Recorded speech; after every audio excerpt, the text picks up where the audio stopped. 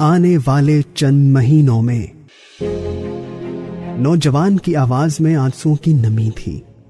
وہ پنجاب کے کسی دور دراز علاقے سے فون کر رہا تھا اور اس کے لہجے میں دیہاتی پن تھا۔ وہ بولا، سر آپ لوگ ہمارے مجرم ہیں، ہم لوگ چند ماہ بعد پورے میڈیا کا گریبان پکڑیں گے۔ میں نے پوچھا، بیٹا ہم نے کیا جرم کیا، ہم نے کیا قصور کیا؟ وہ بولا، آپ لوگ پرویز مشرف کے پیچھے ہاتھ دھو کر پڑے تھے۔ آپ اسے عامر کہتے تھے، غاصب کہتے تھے، قاتل کہتے تھے۔ آپ لوگوں کا کہنا تھا صدر پرویز مشرف سیاسی نظام کو چلنے نہیں دے رہا، وہ ججز کی بحالی کی راہ میں رکاوٹ ہیں اور ان کی وجہ سے ملک دہشت گردی کی لپیٹ میں ہے۔ وہ سانس لینے کے لیے رکا تو میں نے فوراً لقمہ دیا۔ کیا ہم غلط تھے؟ وہ فوراً بولا، 18 اگست 2008 کو جب صدر پرویز مشرف نے استعفیٰ دیا تو اس وقت تک میں بھی آپ لوگوں کا حامی تھا، لیکن جو ہی صدر نے استعفیٰ دیا اور حکمران اتحاد ایک دوسرے کے ساتھ دستو گریبان ہو گیا تو میری رائے میں پہلی لکیر آئی۔ 24 گھنٹے گزرے اور پاکستان پیپلز پارٹی نے ججز بحال نہ کیے تو میرے خیالات میں دوسری لکیر آئی۔ پاکستان پیپلز پارٹی اور پاکستان مسلم لیگ نون کے درمیان اختلافات ہوئے اور یہ اختلافات ختم کرانے کے لیے اسفندیار ولی اور مولانا فضل الرحمان کی کمیٹی بنی تو میری رائے میں تیسری لکیر آ گئی۔ اس کمیٹی نے جب اختلافات دور کرنے کے لیے 72 گھنٹے مانگے تو چوتھی لکیر آئی۔ 72 گھنٹے کے بعد جب معاملہ پارلیمنٹ میں لے جانے کا فیصلہ ہوا تو 5ویں لکیر آ گئی۔ اسی دوران آصف علی زرداری صدارت کے امیدوار بنے تو میرے یقین میں 8-10 لکیریں اکٹھی آ گئیں، اور جب یہ بیان دیا گیا کہ معاہدے قرآن اور حدیث نہیں ہوتے تو میرا اعتماد پوری طرح چکنا چور ہو گیا، اور میں آج یہ سوچنے پر مجبور ہو گیا ہوں صدر پرویز مشرف اور موجودہ حکمرانوں میں کیا فرق ہے۔ میں آج یہ سوچنے پر مجبور ہو گیا، اگر صدر پرویز مشرف یہ کہتا تھا میں ماضی کے سیاسی لیڈروں کو پاکستان نہیں آنے دوں گا تو وہ غلط نہیں کہتا تھا، اور وہ جب یہ کہتا تھا کہ لوگ مفاد پرستوں کا ٹولہ ہیں تو بھی وہ غلط نہیں کہتا تھا۔ میں خاموشی سے اس کی بات سنتا رہا۔ وہ بولا، مجھے آپ بتائیے، کیا عدلیہ نے اس لیے مار کھائی اور وکلا اور سول سوسائٹی نے اس لیے تحریکیں چلائی تھی کہ آخر میں اقتدار کے دسترخوان پر روٹیاں اور بوٹیاں تقسیم کر لی جائیں؟ کیا یہ وہ سویرا تھا جس کی نوید آپ ہمیں سناتے رہے تھے؟ کیا یہ وہ خواب تھے جن کی تعبیر سے موجودہ صورتحال برآمد ہونا تھی؟ اگر یہی وہ خواب، یہی وہ خواہش اور یہی وہ تعبیر تھی تو صدر پرویز مشرف میں کیا خرابی تھی؟ وہ بھی تو یہی کر رہا تھا، اس نے بھی تو عدلیہ کو معطل کر رکھا تھا، وہ بھی تو اعتدال پسندی اور روشن خیالی کے پھریرے لہرا رہا تھا، اس نے بھی تو دہشت گردی کے خلاف جنگ شروع کر رکھی تھی، وہ بھی تو معاہدوں اور وعدوں کا پاس نہیں کرتا تھا، وہ بھی تو امریکہ کو خوش رکھتا تھا۔ چنانچہ صدر مشرف اور ان لوگوں میں کیا فرق ہے؟ میں نے عرض کیا، بیٹا لیکن وہ عامر تھا، فوجی ڈکٹیٹر تھا، اور سویلائزڈ معاشروں میں ڈکٹیٹرشپ کی کوئی گنجائش نہیں ہوتی۔ ڈکٹیٹر انسانی حقوق کے قاتل ہوتے ہیں۔ اس نے کہکہا لگایا اور بلند آواز میں بولا، انسانی حقوق؟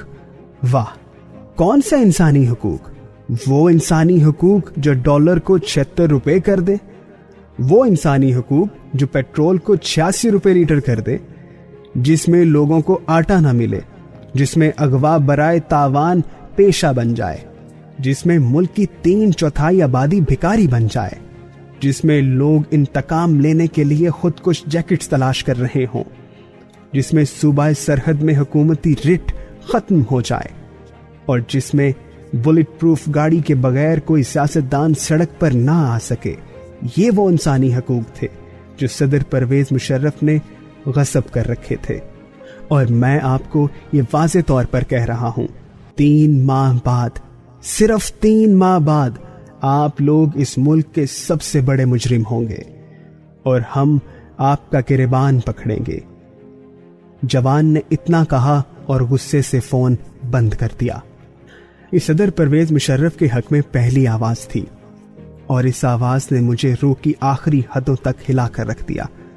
मैं सदर परवेज मुशर्रफ का मुखालिफ था। जनरल परवेज मुशर्रफ ने 12 अक्टूबर 1999 को जमहूरियत पर शब खून मारा तो मैंने 13 अक्टूबर को उसके खिलाफ लिखना शुरू किया और आज तक इस महाज पर डटा हुआ हूं। लेकिन इस नौजवान की गुफ्तगू के बाद मुझे पहली बार महसूस हुआ सदर परवेज मुशर्रफ ज्यादा गलत नहीं था। ये दुरुस्त है, वो आमिर और गासिब था। उसने इक्तदार के दौरान बेशुमार गलत फैसले किए थे और इन फैसलों के नतीजे में ये मुल्क अब नाकाबिले इस्लाह हो चुका है। हम लोग हाथ में जलती हुई दिया सलाई पकड़कर बारूद के ढेर पर बैठे हैं और बस एक चिंगारी हाथ से निकलने की देर है और ये सारा सिस्टम भग से उठ जाएगा। मगर सवाल ये है, सदर परवेज मुशर्रफ के बाद हम कहाँ आ गए हैं? क्या ये वो जमहूरियत थी जिसके ख्वाब हम 9 बरस तक देखते रहे? क्या इस जिद्दोजहद का यह नतीजा निकलना था जो हम 2 बरस से इस मुल्क की सड़कों पर काश्त कर रहे हैं? क्या हमारी आंखों ने इस फसल के लिए कांटों में अपनी बीनाई परोई थी?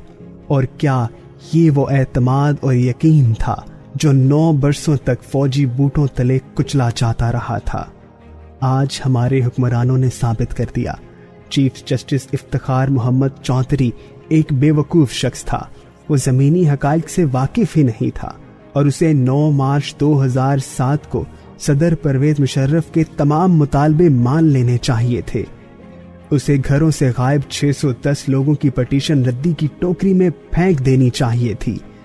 उसे स्टील मिल चुपचाप कोड़ियों की मोल बिकने देनी चाहिए थी और उसे 100 मोटो एक्शन के जरिए अवाम को इंसाफ और रिलीफ देने से परहेज करना चाहिए था। उसे वजीर आजम शौकत अजीज से चक शहजाद में 30-35 करोड़ रुपए का फार्म हाउस लेना चाहिए था और 2013 तक इख्तियार और इक्तदार से लुत्फानंदोज होना चाहिए था। वो बेवकूफ इंसान था जिसने असूलों की खातिर अपने बच्चे भूखे मरवा दिए। हमारे हुक्मरानों ने साबित कर दिया। 2 नवंबर 2007 को पीसीओ पर हलफ ना उठाने वाले 60 जजेस भी बेवकूफ थे। उन लोगों ने नाहक अपनी नौकरियों, मराआत और इख्तियारात की कुर्बानी दी। उन्हें चाहिए था वो जमीनी हकाइक को समझते और चुपचाप सदर मुशर्रफ की अदलिया का हिस्सा बन जाते।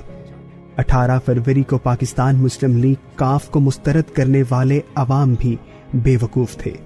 उन्हें चाहिए था वो मुस्लिम लीग काफ के 260 अरकान को वोट देते और जिंदगी आराम से गुजार देते। हुक्मरानों ने साबित कर दिया। 9 मार्च, 12 मई और 7 अगस्त के वादों पर यकीन करने वाले लोग भी बेवकूफ थे। उन लोगों को जमीनी हकाइक को तस्लीम करना चाहिए था, उनको मान लेना चाहिए था। सियासत सियासत होती है, इसके सीने में दिल होता है, ईमान और ना ही उसूल। और वादे और मुआहदे तोड़ने के लिए किए जाते हैं, निभाने के लिए नहीं। और हुक्मरानों ने साबित कर दिया। आज भी जो लोग तब्दीली, उसूल और जमहूरियत के ख्वाब देख रहे हैं वो सब बेवकूफ और नादान हैं और उन तमाम नादान और बेवकूफ़ों को उठाकर बहीरा अरब में फेंक देना चाहिए। इन लोगों ने साबित कर दिया इस मुल्क में उसूल, ईमान और यकीन की कोई ज़रूरत नहीं। इस मुल्क में ख्वाब और ख्वाहिश पालने वालों की कोई ज़रूरत नहीं। मुझे यूं महसूस होता है हमारे हुक्मरानों की ये फतूहात जारी रहे तो चंद महीनों में सदर परवेज मुशर्रफ जैसे गासिब और आमिर हीरो बन जाएंगे और हम आवाम से शर्मिंदा फिरेंगे।